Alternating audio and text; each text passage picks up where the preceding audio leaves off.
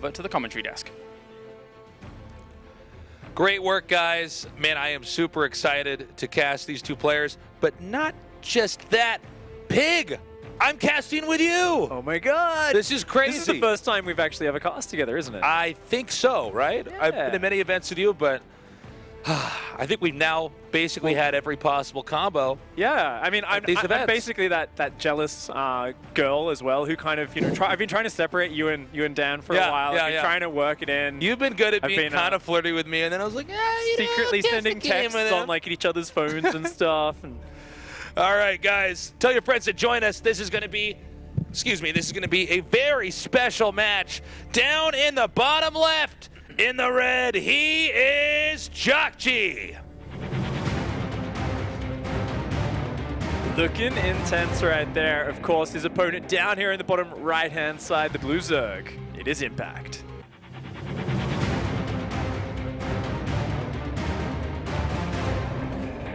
This should be a really close series. I am hoping we get to go to game number 3. I was really wondering how much B-Core Strong paid you to get your photo down there in the bottom, Pig. You're looking great. That's Pig going, roaches! Can I say? I've got to get the endorsements going, you know? That's right. Got to make the most. Got to make the most of what you can, Pig. How did you get your ID anyways? I just love pigs, man. Yeah. I started out. My ID originally was Fat Pig Sucker, and that was too embarrassing, so I shortened it to Pig. Apparently, 9-year-old pig, 9-year-old pig, kind of came up with some terrible nicknames. Yeah. I kind of fixed it up. They have curly tails, bacon. They do. Do you like bacon, Nick? I love bacon, and I love potbelly pigs. Or those little ones are so cute. Yeah. And you know, pigs are smarter than dogs, which is why you're such a good caster. Well, thanks, Nick. That's no problem. The height of compliments coming no in problem, here at the Intelligent Game Masters. Oh man! All right, so on this map, we're gonna see just how aggressive jjakji is gonna be. We've seen already in some of our earlier games, jjakji really getting into his opponent's face, and a lot of times those games tend to snowball out of control. Impact is, I say, a player with a pretty wide range, but I would say he is definitely somebody who can do aggression early on, and he's very comfortable doing some kind of timing. I remember a few months back, I can't remember if it was Gyeonggi or sometime around then, maybe before then, there was like an entire few tournaments where all Impact did was just like all in, like he'd never go past 20 workers, and he'd just kind of rush across the map with like a fast Ling Bane or a fast Roach Ling. So he definitely has that in his arsenal, but so far this tournament, his play hasn't been too crazy. Lots of harassment, lots of multi-prong. He's kind of like a mini Jaedong, I feel. He just wants to kind of get in there and harass. I totally agree. He wants to chisel away his opponent and, you know, a lot of times just get ahead with some pretty solid play. We got that Reaper coming up here now. Looks like the SCV may be targeted by these Lings. The Reaper going to come in here and try to save the day. And it looks like this Reaper should be able to take out both these Lings, and there won't really be much of an interruption here on the production of the command center. In fact, I don't think these Lings can really get away at all. So not the most convenient position to be in here. Ooh, we might actually get that SCV building over there. He's running! Nice micro from jjakji. Manages to keep that going. Now, see, if this was Nathanius playing in this starting location, an SCV would have popped out of the unfinished command center and killed that last Ling. But we can't all be Nathanius, guys. So, jjakji just has to rely on that Reaper micro. Yeah, he's just got to rely on that Reaper micro. But very well handled there. The Ling's committed to trying to delay that command center. And I mean, yeah, sure, the SCV did stop mining for a minute, but he did have to pull another SCV, so very nicely done. jjakji's going to come in for the scout now, wants to check there's no sort of aggression. Does see those drones rallying between the bases. Can see that Impact isn't going for anything too crazy. However, still no third base down for Impact. So jjakji's got to have a few question marks about exactly what's coming his way. And there we go. That third base is going to go down over on jjakji's side of the map. We can see Cloak starting up as well. So it looks like some Hellion Banshee play. Yeah, and I think Hellion Banshee could be quite strong. The third is a reasonable distance from the second base, so it's not that easy to get creep connected there. So if you start to get abusive towards the drones, trying to get the drones to evacuate from the third to the second, or just delaying, you know, any mobility from Queens going up there is going to be a bit of a headache. Cloak is about halfway done. Cloak takes about the time that it takes for 2 Banshees to make. So definitely this is going to be something Zerg is going to have to respect. And of course, getting the Viking out here along with this is a great move as well. When you take out all these Overlords, the Zerg doesn't know immediately when you're going to be attacking. Whoa! Just a couple of was just too Zerglings late. coming in there and forcing so much lost mining time because those Hellions were all the way across this long map. That's beautiful damage. All the lost mining time, especially on double mules, that's a lot of money down the drain for jjakji. Yeah, you know, not having those mules mining the entire time is definitely a problem. So good job there by Impact. Well, to what I was saying earlier, these Viking, or the Viking rather, that comes out and hits a bunch of these SCVs. I'm sorry, the Viking that comes out and gets these these Overlords. Thank you. Taking out these Overlords is going to make it a lot harder for Zerg to be completely ready for when this push does come. Yeah, and that's actually really important, right? Because we see a Nidus Worm coming down for Impact. This is a build he actually used earlier today against Bunny, where he went for a fast Queen Roach Nidus all in. It looks like he's going for the same build. Once again, he needs to get that Viking. If he can get rid of that Viking, it's going to make it even easier to have the speed Overlords there providing vision. But I mean, don't get me wrong. This is completely all in. He needs to overwhelm and kill jjakji with this. So he's going to get the Queens ready to dive into the Nidus. A lot more Roaches come out. This strategy is all about momentum. If you can get enough units out, doing enough damage, especially with the Terran army trying to move through all these structures, if you can get that damage off, you're going to have your Roaches on top. Zerglings are going to run into the natural at the same time, Nick, and it's about to move out. There's only a few Marines and Hellions there right now. And you can see here the Queens are unloading the transfuses, going down on the Nidus. Enough Roaches to push the SCVs back. 10 casualties so far. And with those Lings still hitting that second base, there's basically nowhere on this map that is mining. This is just devastating. A huge surprise maneuver from Impact. There's nothing here to add damage. Those are unupgraded Marines. 1-1 isn't finished. Stim isn't finished. The factory's going to go down just before the double Cyclone pops. There's no response to this at all. It looks like they're not going to be able to deny Stim, but there might not be any Marines left by the time that upgrade finishes. I think this game has been won here. GG! Impact crushing jjakji with his own form of aggression. Nice decisive play there to kick things off from Impact. And I mean, that's a clean, simple win. It's a great surprise maneuver, and this is really smart in the current meta. People are opening Hellions. They're going double engineering bay behind it, third command centers. The Stim's delayed. There's just not a lot of barracks powering out units. So getting in there with that fast Queen Roach out of the Nidus, I mean, it's just a great all-in maneuver. I do think the fact that there was a Viking out probably made jjakji even more confident that there wouldn't be some kind of Nidus all in, because he probably thought he had at least driven back all the Overlords. Yeah. So he was definitely caught off guard. And, you know, when those Roaches get out like that with the Queens, if you take out a factory or barracks, there's no way that the Terran units can come out and group up together and fight that, because Terran units are only strong in large groups. They're not strong generally individually. I guess sometimes Cyclones are, but I think everybody knows what I'm saying here. Yeah, you need to have a get that big power group together, all of those upgrades kicking in. Of course, guys, we are going to hear from the guys on the desk quickly before we jump into game number 2. All right, thank you very much, gents. Yeah, we had a few series unfold here for bracket number 4 while your final bracket number 3 series was going on. So let's take a recount of what was going on. Todd, you had Minimath versus Thalanadros, but he was going under a different name in that game. Yeah, it was on Berkshire Vestige, GVZ, and Minimath just took an earlier third and never really let go of his lead. I was actually thinking, Thalanadros not doing too bad. Next thing you know, after minutes of having an earlier third base, Minimath has like 40 more supply, goes across the map and kills him. So pretty straightforward. They just started game number 2 on Newkirk Precinct. And Artosis, you had Drogo versus QBen, I believe? Yes, but after that he's going to be QQBen because he proxied an Oracle in like a pretty far away spot. Right. But Petit Drogo checked absolutely everything, found it, killed the pylon. I mean, it was kind of brutal, and he just kept pressuring, kept shading in, and eventually picked off everything. Right, and finally we did have Indy versus Mana going on. Roddy, I think you have some footage for us. Yeah, just a tiny bit of footage of game number 2. I missed the first game, we weren't ready for it yet, but it's kind of funny because if this game would have been on the mainstream, I would have hyped it up. I would have been like, guys, this is actually really cool because Indy is like a pretty fun Protoss player to watch. He's a streamer as well. Well, let's just go ahead and jump into the laptop. I know it's paused right now, but I just want to show you guys one thing. Barely anything happened in this game, right? They're doing the same thing. I mean, yeah, 6 probes died. Well, if you wonder what's the difference between a guy that's like ranked 60 GM and a game like Mana, this is the very first attack in the game. Drops a couple force fields. Indy went for Blink. Mana just went for Resonating Glaives. and that's it, James. Like, the game That's it. just ends here.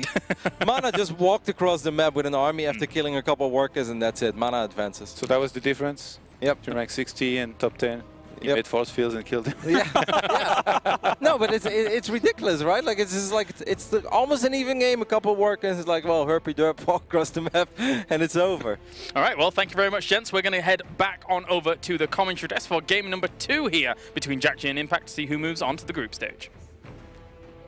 All right, Impact right now with a 1-0 lead against jjakji. I don't think we're going to see that same strat from Zerg, but sometimes just because it's almost a bad idea, it'll work anyways, you know? Yeah. If they get a little bit repetitious, I don't think we're going to have it, but he might try to do some kind of super mind game stuff and throw his opponent off. Although, again, I'm expecting a more normal game. Yeah, I definitely would expect. Well, and even if he goes for some type of hyper aggression, probably not the same Roach Queen Nidus move. Right. I do like that though to see this.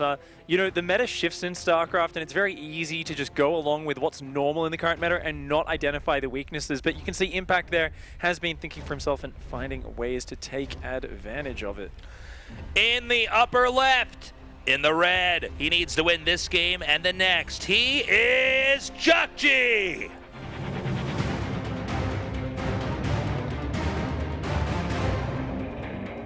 Standing between him and that spot, and himself only one game away from qualifying for the group stage.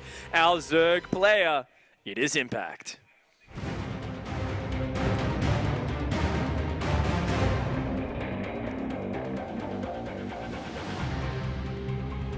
Impact is being...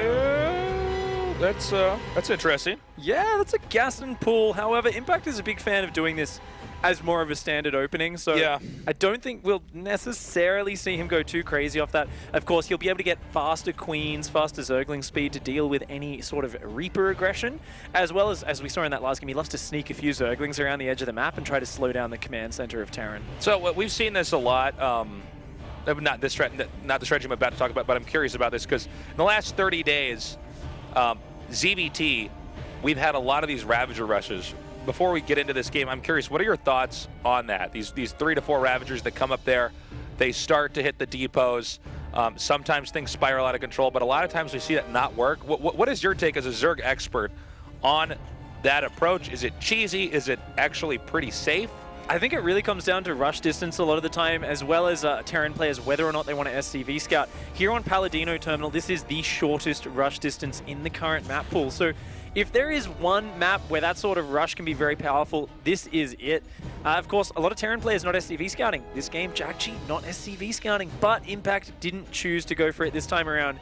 Instead, he's just going to sneak some Zerglings around the south, and ooh, it looks like he might go for maybe his 28 drone Roachling attack. Still quite all in, but not as fast as those early Ravager rushes. Yeah, it's a different style, guys. So just because we're seeing the Roach Horn here doesn't necessarily mean it's going to be like what we've seen in a lot of the GSLs lately, as well as this IEM here.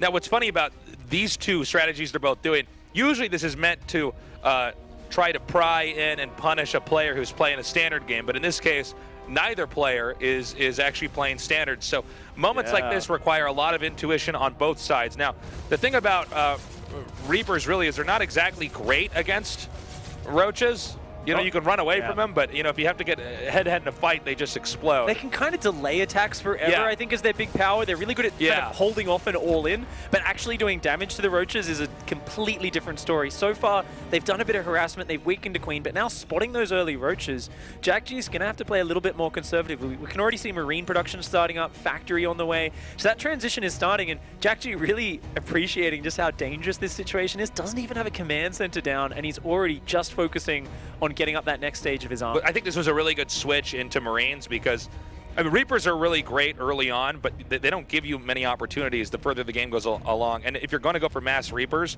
you're not making Marines. Marines allow you to get a lot more stability in the mid-game. So this is a good switch out of this. He's going to need some solid defense because Marines, even though they're not great against Roaches really either, they're better than Reapers if they actually have to fight head-to-head, especially with the company of bunkers. We've got some Ravagers coming up here. You were highlighting this earlier, Pig, and I couldn't agree more. The real strength of Reapers is they can delay rushes like this. And it's actually pretty easy with the Reaper grenades to kind of position it in front of the Ravagers. Ravagers are not that fast.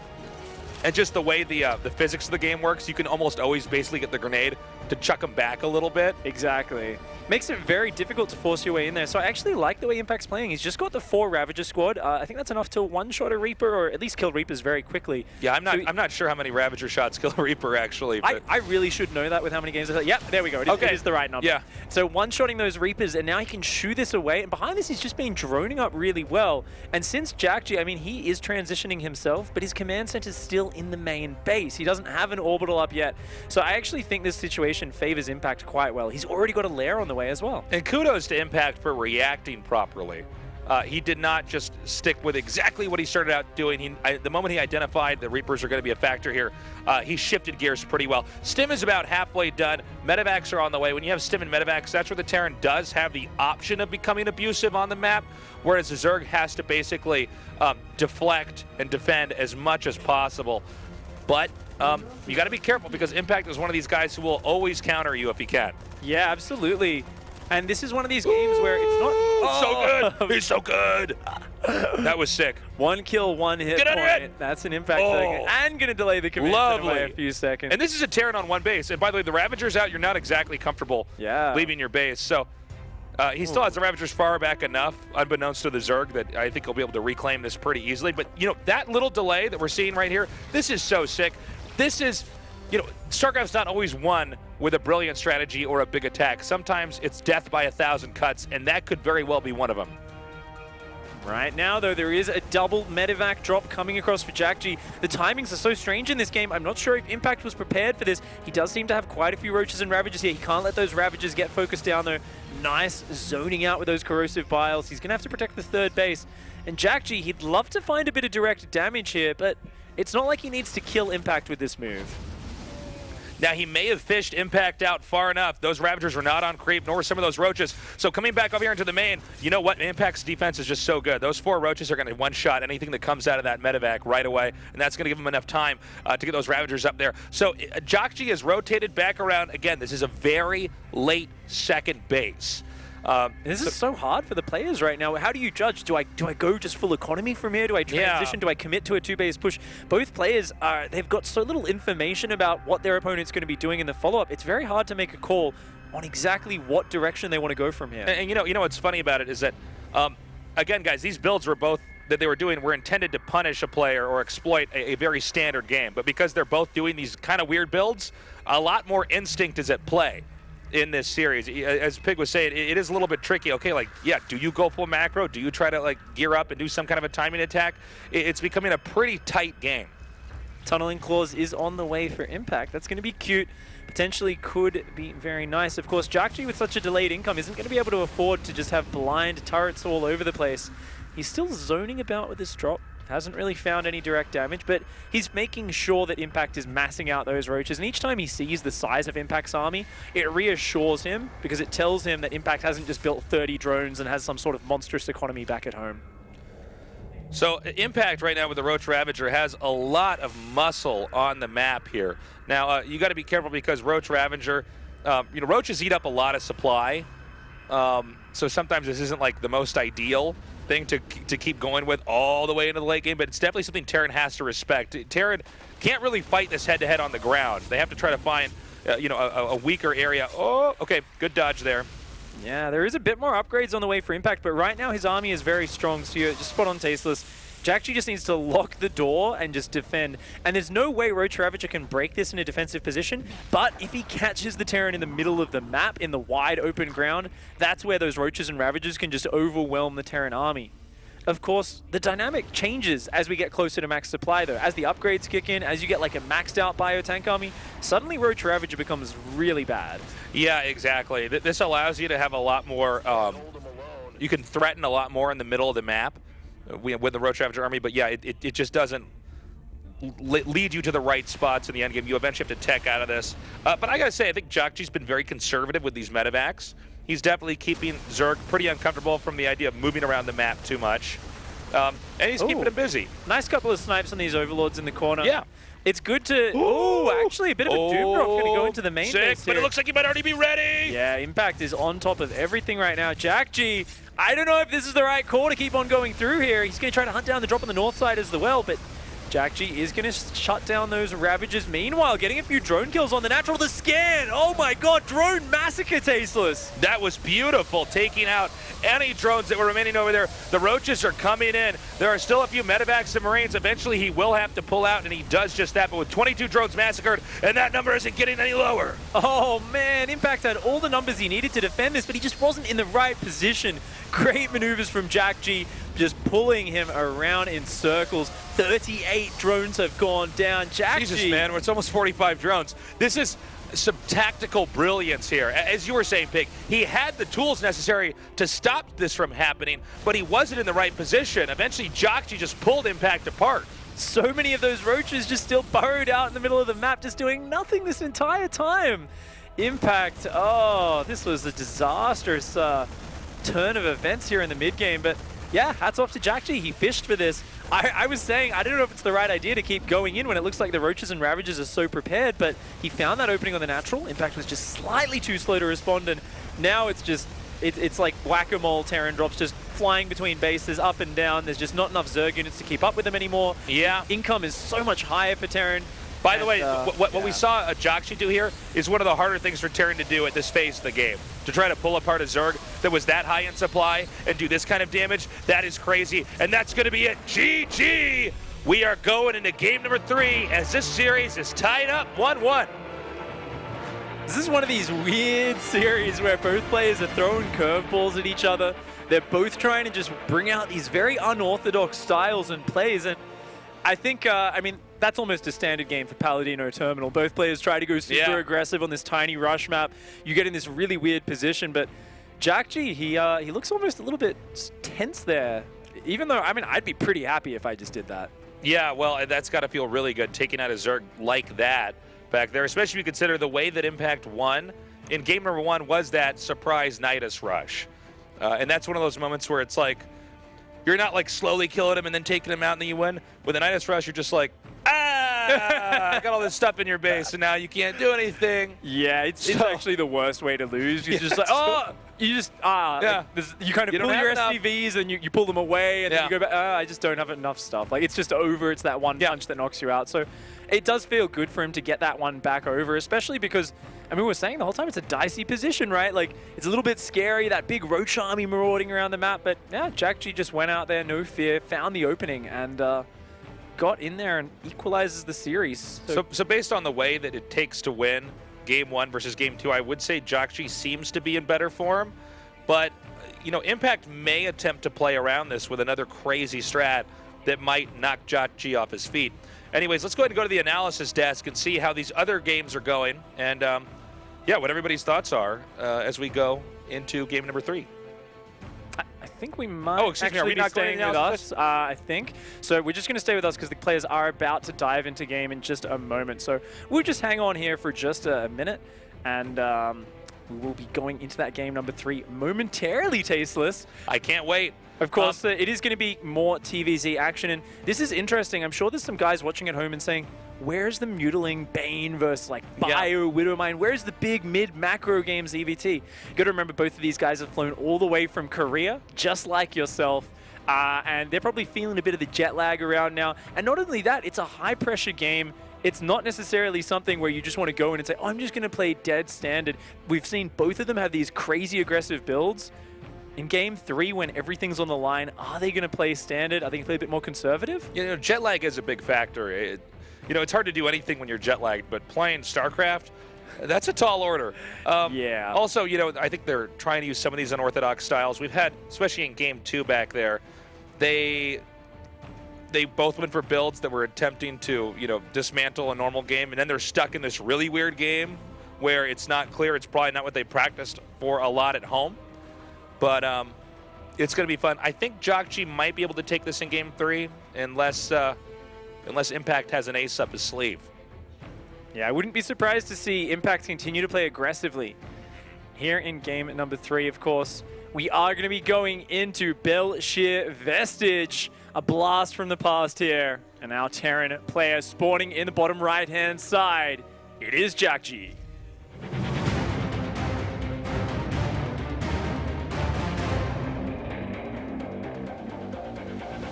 And his opponent here in the upper left, our blue Zerg, he is Impact.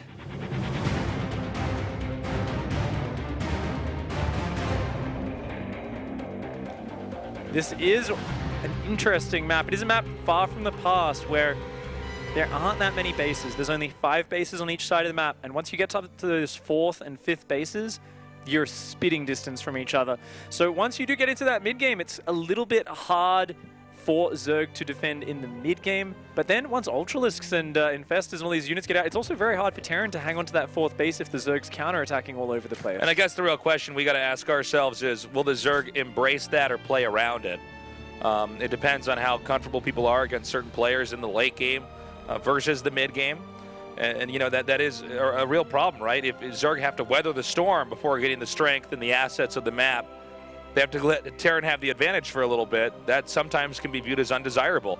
On the other hand, you get people that just really have solid mid-game and they just want the game to progress as long as it can because they know they're probably in the long run going to have more stamina and stay ahead. Very curious to see how jjakji chooses to play against Impact. Impact has shown he's an absolute nightmare to deal with when it comes to Zergling run-bys. Not to mention, of course, that Nidus play we saw in Game 1. And I was actually about to say, I wonder if he's going to open up 2-1-1 because Impact seems to be so good at taking advantage of those Hellion builds. Yeah, Hellions get to his natural, and bam, there's a few Zerglings back in your base tearing up your SCVs. But this is going to be a much meatier opening for jjakji. A little bit old school, not as popular these days, just going for a very fast double Marine medevac stim drop. Yeah, and this is very traditional TvZ that we've seen plenty of before, where you just have these 2 medevacs. And obviously, one of the things you got to be careful about is you do not lose those medevacs. You do not lose with any pressure that you have on the map. But I think it's smart, as you were saying. Yeah, I mean, the Hellions don't seem to be very strong against Impact. You know, a lot of other Zerg players, they have to fight the Hellions and struggle with it. Impact, again, he kind of plays around that. He's very good with those counterattacks. So jjakji just eliminating that from his strategy in the hopes that he can get ahead even in that sense.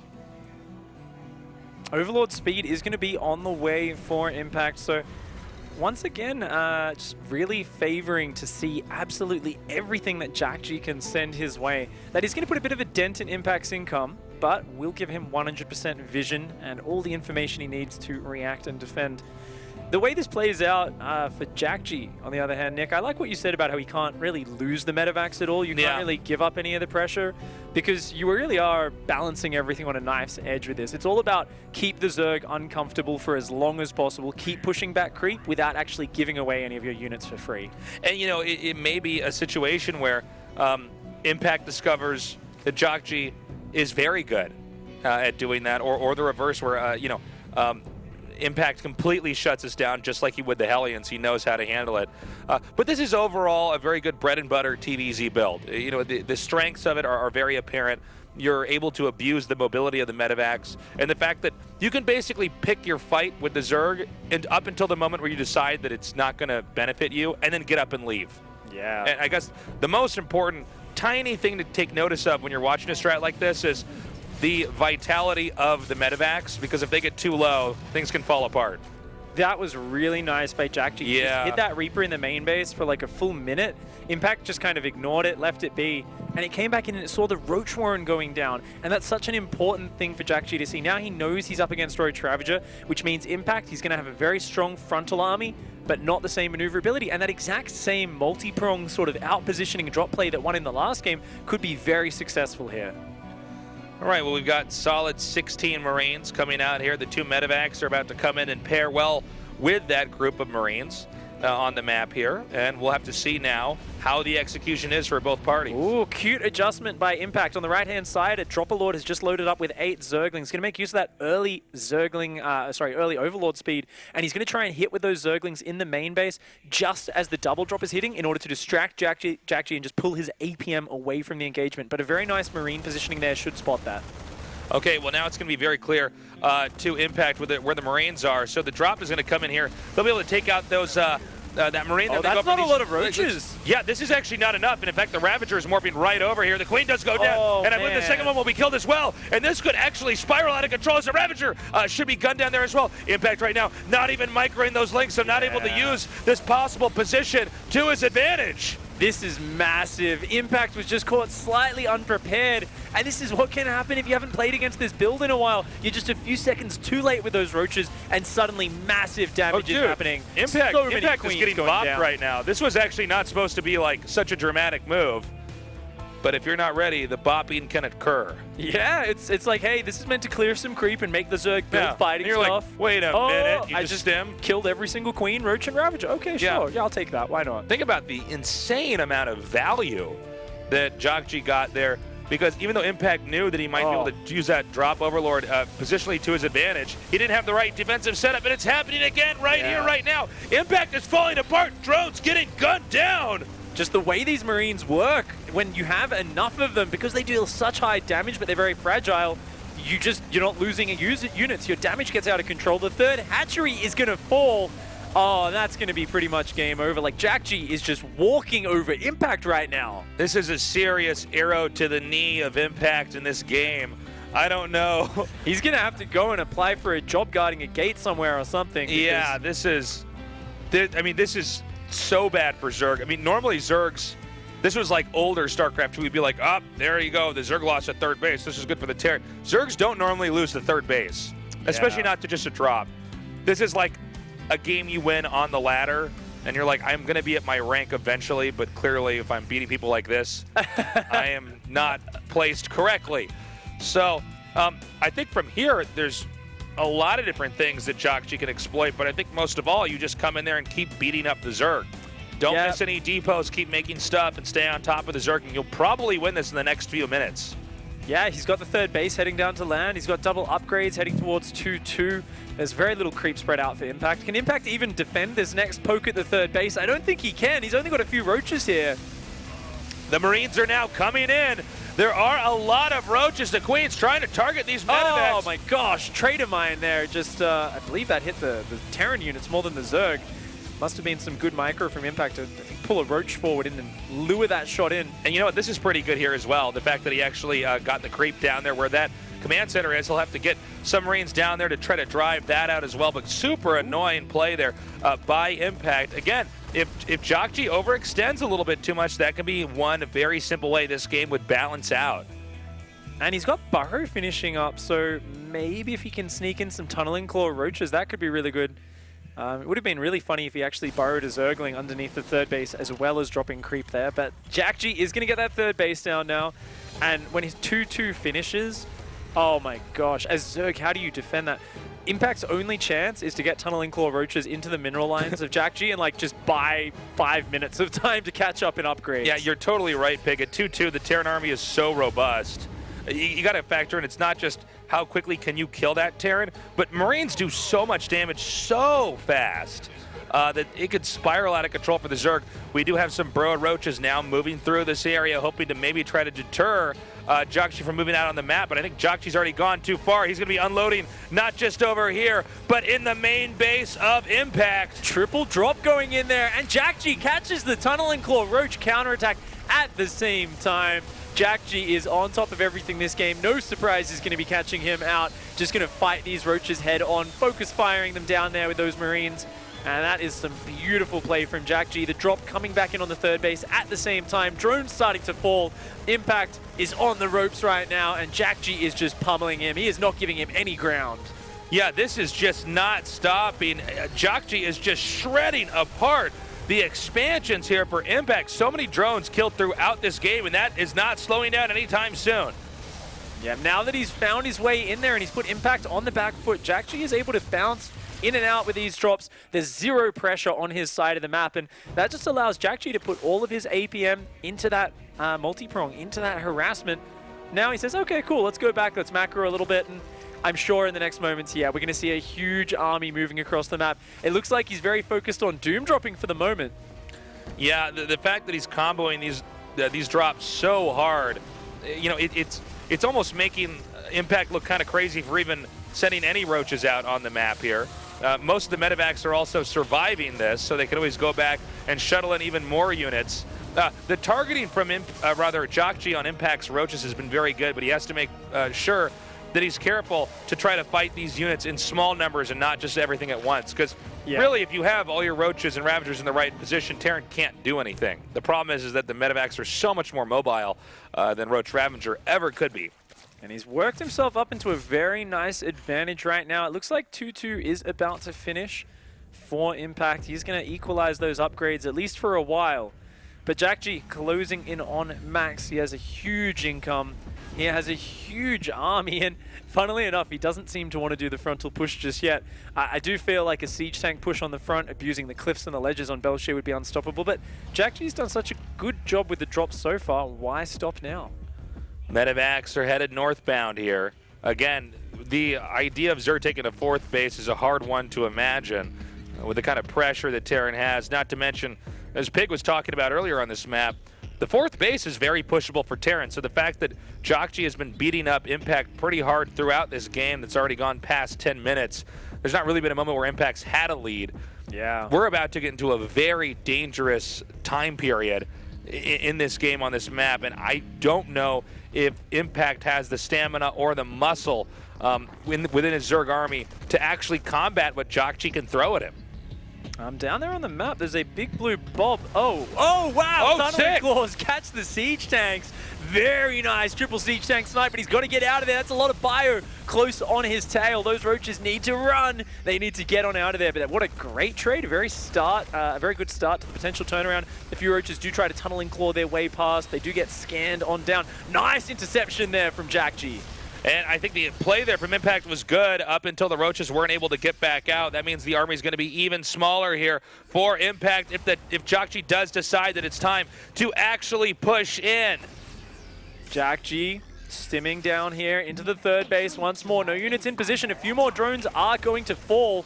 And, oh, here we go. The siege tank push is coming in. A huge bio-tank force on that left-hand side. Going to begin to work its way forwards. There's just not enough Roach Ravager. He's not even fighting with the siege tanks, and he's still overwhelming the Zerg. Yeah, and with the Marauders in the back there, the Marines and Marauders together, especially with the tanks comboed in here, are so strong.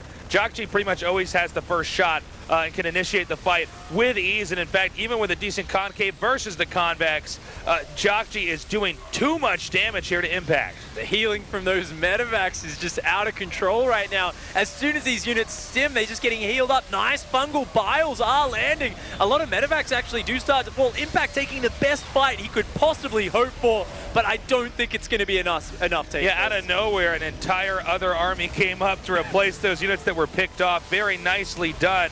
Don't forget, there's still been a drop at the upper right side of the map, so jjakji just too fast for Impact to keep up, and that will make him our winner in this series with a 2-1 victory. He's going to be going through to the group stage into the top 24, securing himself a minimum of $1,000 extra in this tournament. Money. As well as his chance to go even further. jjakji, really a player who's just been going from a regular run-of-the-mill Korean pro to someone who's actually really working his way closer and closer to that upper echelon. jjakji reminding everybody that at points in time in StarCraft II history, this was possibly the best Terran in the world, man. I mean, this guy was really scary, and you could see why. And I think Impact, he put up a good fight, but he got too far behind there. I think a lesser Zerg player would have died much faster, so that really does show you what a tenacious fighter Impact is. But yeah, I mean, jjakji starts to get momentum. It's really hard to recover. He just kind of ran away with those games, and I just still can't believe that moment on Paladino where Impact was up a game.